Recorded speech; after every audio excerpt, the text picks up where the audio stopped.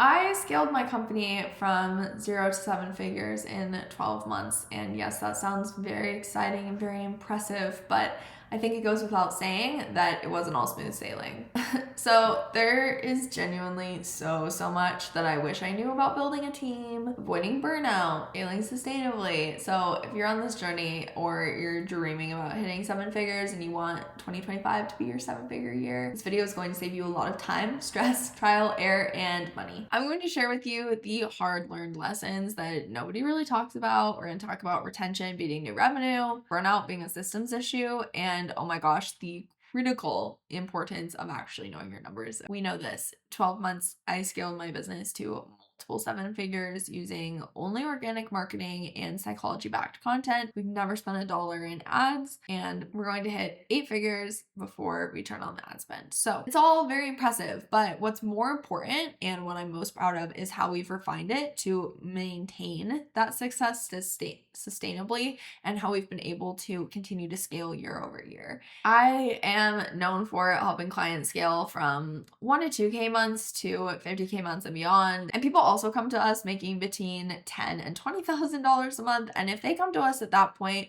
they usually hit anywhere from $80,000 to $100,000 within the first couple months. So we know what we're doing. It's rinse and repeat. It's really not that difficult, but like I said, these were hard-won lessons. So a few things that you're probably experiencing. You're probably feeling stuck scaling from like 10 to 50K months. You're probably overworking because you think that scaling means doing more. You're probably struggling with retention, lead flow, or team issues. And you are needing new clients to hit revenue goals. You're probably burnt out from juggling too many tasks without a team or a system, or maybe you have a team and they're actually sucking the life out of you instead of helping you, and you're feeling like decisions are guesses because you lack the data and clarity. So let me share some things that I wish I knew. Okay, number one, building a team and having to fire people. Okay, so hiring is not just about finding somebody qualified. It's about finding the right fit for your company culture and your long-term vision. I've had to let go of team members who were skilled but didn't align with our core values. I've also had to let go of team members that are close friends of mine. It's been very difficult for me to navigate because there's always been this push and pull for me internally of like, was I clear enough with setting expectations? Did I have good enough systems for the team to really set them up for support? Did I communicate well enough what I needed from them?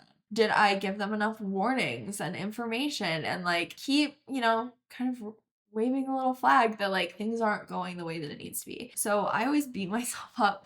But at a certain point, I've learned that there's only so much you can do for a person that is just not aligned with your company. That is the unfortunate reality of the situation. So I've learned the hard way that hiring for alignment first and then skills second is the best way to go. Just because somebody is good at what they do doesn't mean that they are going to be able to operate at the level or within the capacity that you need them to. So finding somebody who is going to have the same work ethic as what you would expect, is going to have the communication skills and expectations, and somebody who is, and I think saying culture fit is very vague, but somebody who is going to be someone who lifts the rest of the team up and isn't dragging them down or holding them back because you're constantly waiting on them for things, right? The other thing that I had to learn the hard way along with this is documenting your hiring process and refining it over time. So it's one thing to find the right person and candidate, and it's another thing to actually onboard them correctly. And I've seen a lot of people talk about this, and I used to not agree, and now I completely do. And it's the fact that like when you go to hire somebody, you make it sound worse than it is. Tell them about every single gap in your system, every single potential flaw or pitfall or long hours or issues or problems that they're going to have to solve. Because if you downplay what the work is going to be, or if you attempt to kind of downplay the severity of the situation, especially for new and scaling businesses, things are kind of a hot mess, and that's just how it goes. And if you are bringing somebody in who isn't really going to jive with that, isn't willing to be quick on their feet, isn't willing to fill in the gaps and bring solutions rather than just letting you know what the problems are, they're not going to last very long. Number 2 is creating systems for your team. Your team is only as effective as the systems that you create for them. They cannot read your mind. I take that back. Sasha can read my mind, but which is a running joke because she has just been with me long enough that she knows what I want. She knows how things are done. For your average person or your new hire that's been with you for less than a year, they're not going to be able to do that. Having a system that is going to make them more efficient, make them more effective, and help them not get burnout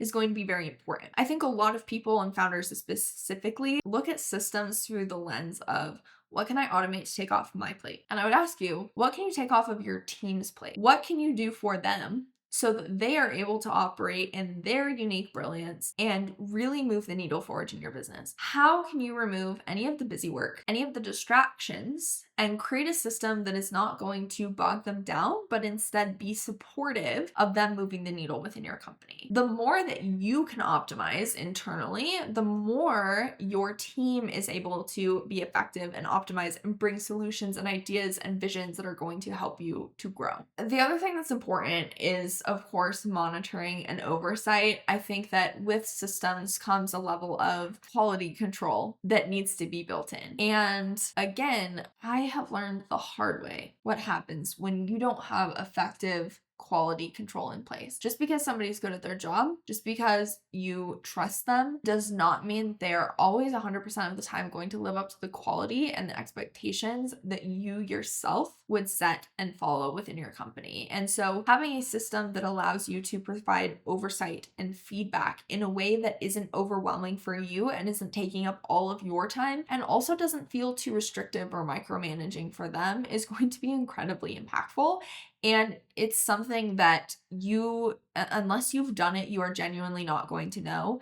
And that's one of the few things that I would say you need to hire somebody to help you set that up, because and to really do a comprehensive audit of your business and see what it is that you actually need. Because there's lots of systems experts that are going to sell you fancy systems that are great and they work, but they're overwhelming and they actually bog you down rather than creating more time for you. And sometimes a certain level of automation is not better. Sometimes it's just something else to break, and it's faster to just click the button and do it yourself or have your team member do it than it is for you to constantly be fixing and checking automation. So it really depends on the process. It depends on the team. It depends on the size of your team. It depends on the size of your company. It depends on what your goals are. And so having somebody who can sit down with you and look at all of those things and really understand what the bottlenecks are that you are experiencing is going to be so vital for your success. The other thing that I learned is that you don't want to necessarily go out and run and hire a service provider who is going to build these systems for you, because they have their idea of how things should run. They know the systems in and out. They know it so much better than you. And so oftentimes the system that they create, although impressive and beautiful and automated, is not actually going to be what you specifically need. And sometimes it can actually bog you down and hold you back rather than propelling you forward. I recommend sitting down with somebody who is a higher level advisor who can really look at all areas and facets of your business and really understand what it is that you need to move the needle forward, rather than just hiring somebody who only works within systems and knows how to build out this beautiful system that maybe isn't really going to work for you.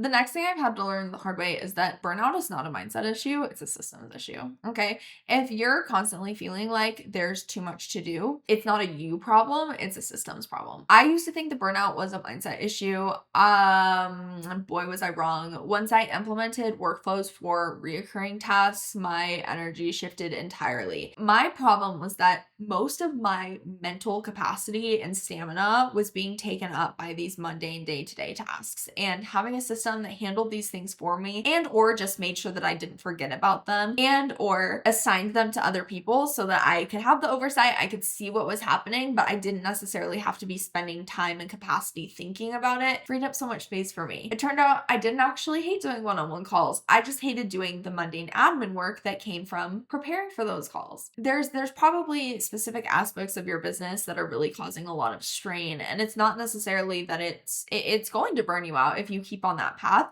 but it's not something that isn't fixable with a high quality system. My actionable tip is to try to automate or delegate 80% of the recurring tasks that you have so that you can focus on high impact activities. 1 to 10 million is a result of refinement, not doing more. Okay.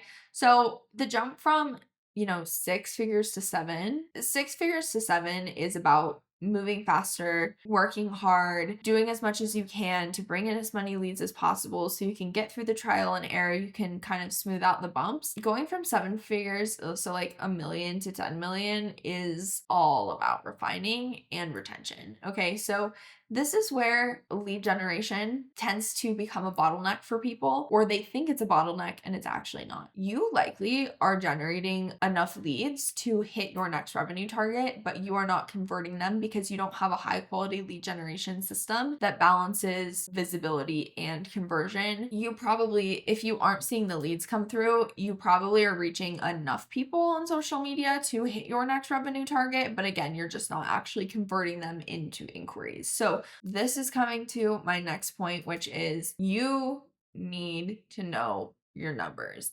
Is lead flow actually your bottleneck, or are you not converting the leads that you've brought in? Be honest. How many leads did you bring in this month? If you closed 90% of those leads, would you be able to hit your revenue target? Yes or no? Not a trick question. Now, if you don't know how many leads you run in, you don't know what your close rate is, now we have a problem. Okay, so diving into those metrics is step one, because if you don't know where the gap is, you can't dive headlong into plugging that hole. But instead, what most people do is they focus on creating more content or starting to run ads or doubling down on SEO, when in reality, you probably don't need more reach, you need better conversion. And you need to understand where those people are coming from and what is driving those conversions. If you have random spikes throughout the month where you have a ton of leads come in and then it's dry for the rest of the month, why? What are you doing during those spikes? And why haven't you looked at the data to double down on those things? Okay, so knowing your numbers is absolutely everything. And if you don't have that information, you need to get it like yesterday. Okay, I'm telling you. The next thing I've learned is that no matter how many leads you have, lead flow will always feel like a bottleneck. No matter how big your business gets, lead flow is always going to feel like an area that you could improve, and it's going just part of scaling, right? Even at 7 figures, I still am analyzing our content strategy. I'm optimizing for visibility. I'm looking at conversion. I'm like, oh, this video didn't quite do what I thought it would do. Let me look at that. Why? Let me dissect that, right? And so because I have automated and outsourced the responsibilities within my business, not just the tasks, it gives me space to kind of drive the ship, so to speak. I'm able to steer the vision of the company and focus on refinement and letting the team know what the gaps are that need to be filled rather than me doing it myself. The next thing that I've learned is that retention is more important than new revenue. Okay, chasing new revenue is exciting and we all love the endorphins that we get when we get a new sale, but retention is where the real growth is going to happen, right? So keeping clients happy, renewing sales saves time and energy and acquisition costs. And we increased our annual recurring revenue by really, really strongly refining. And this is where we come back to refinement, our client experience that made people want to stay longer. We looked at the bottlenecks. We looked at any reason that we were getting why people weren't retaining, and we fixed those issues. And our retention has absolutely skyrocketed, and so has the growth of our company. So the moral of the story is, yes, you're going to want more leads, you're going to want more sales, but more leads and more sales is not always the actual problem that's keeping you from moving forward. So if you can pull back just a little bit from the lead gen obsession and look around at the other areas of your business that you are bleeding revenue, that is going to be instrumental in you being able to scale. So I want to get into a little bit of the why, right? So with your team and systems, a clear, supportive business infrastructure is going to reduce decision fatigue, so people always know what they're supposed to be doing. And it's going to empower your people to focus on growth rather than looking around and checking off mundane tasks and busy work. If you have, 3 big things that you guys are all chipping away on at the beginning of every quarter, then you know that the needle is getting moved. And if you have done your quarterly, annual, and 5-year planning effectively, then you know exactly what levers need to be pulled. And if you have your data, then you know exactly what levers need to be pulled, what gaps need to be filled so that you can hit your next level. And so if you just create and build those things into your systems, create recurring tasks, set deadlines, delegate responsibility, then you are going to see your company grow. It's not if, it's when and how fast. Number 2, burnout and refinement. So overwhelm triggers stress responses that harm productivity, right? So streamlining your systems is going to create clarity and ease and give you space to be creative. If you really love refining and working on your programs or your offers or your delivery, you don't have time to do that probably, and you are focusing on things that are burning you out that you don't enjoy because of your faulty systems, because you don't have the business infrastructure to support the level of business that you're trying to build. And this can come in many ways. It can come with your content system. Maybe you don't have a production system that allows you to create a volume of quality content without it taking you a ton of time. Maybe you're spending hours and hours on a single TikTok, right? You should be able to spend an hour a week and create over $100,000 a month in revenue. Maybe it's your client management. Maybe that's taking you too long. Maybe you're doing things manually that you shouldn't be doing manually. Maybe you're spending time fixing automations that you don't really need to have automated because you have team members that could do it and it wouldn't take that much of their time. And remember, client experience is more important than automation. Of course, lead flow and retention is another important lesson. So again, if you look at the psychology, retaining clients satisfies the human need for connection and trust, and consistent lead flow builds excitement and stability.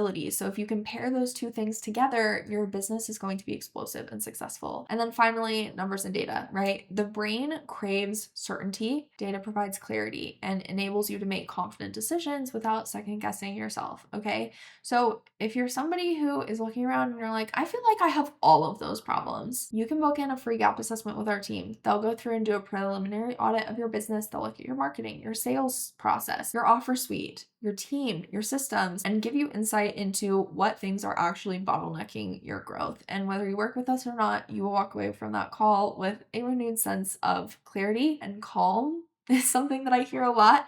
People are like, wow, I can't believe how calm I felt after that call because I actually knew what things I needed to focus in on. And when you're a founder, it's very hard to see the forest for the trees. And so having somebody else that can kind of pull back the curtain and illuminate those gaps is going to be vital to your success. Of course, you know I love a tangible takeaway. So make sure, go and audit your business today and ask yourself if you, one, have the right team and systems in place, and you need to be brutally honest. Ask yourself if you're improving retention or only chasing new revenue, and ask yourself if you're using data to make decisions or if you're guessing. And again, if you don't know how to fix these problems, book a free call with us. We can help you. And make it a goal to fix one bottleneck this week and watch how much easier scaling becomes. Watch your burnout evaporate, okay? And what you'll find is that you will, yes, have a sustainable, scalable business, blah, blah, blah, happy clients, all the things that we want, but you are going to be less overwhelmed, and it's going to allow you to focus on refinement rather than doing more. And if you know your numbers, and you know your data, and you know exactly what gaps you need to fill in your business, you can move forward confidently, and you feel like you have a sense of purpose and direction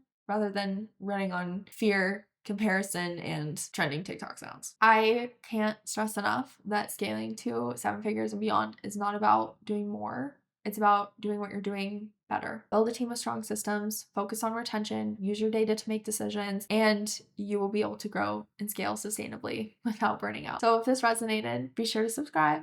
And if you want to connect with me on Instagram, I love a good voice note, and I'm happy to help you refine and determine what those gaps are. Or like I said, book in a free gap assessment with the team so that they can tell you exactly what you need to work on.